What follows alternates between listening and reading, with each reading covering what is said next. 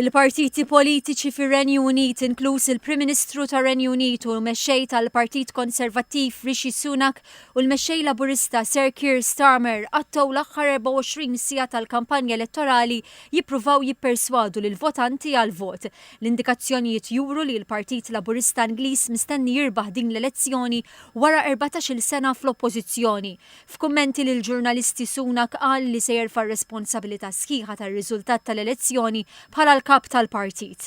And I don't want people to sleepwalk into something that they then regret. A vote for the Conservatives is a clear vote to have your taxes cut, to have our borders secure, to have your pension protected, and to prevent a Labour supermajority. Whether it's Boris Johnson, whether it's Liz Truss, whether it's David Cameron or Rishi Sunak, all you're going to get with them is more of the same.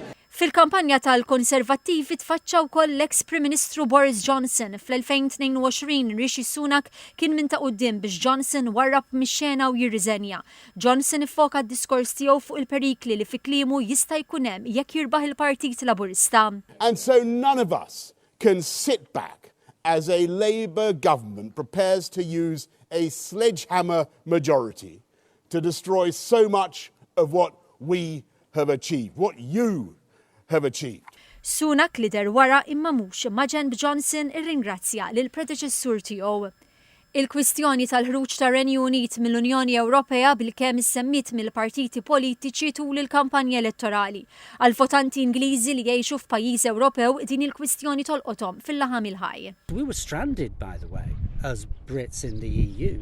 We were stranded completely by the government. We were left, nobody knew what was happening to us. As far as they knew, we could have been thrown out. Din hija l-ewwel elezzjoni ġenerali fir-Renju Unit mindu l-pajjiż ħareġ mill-Unjoni Ewropea.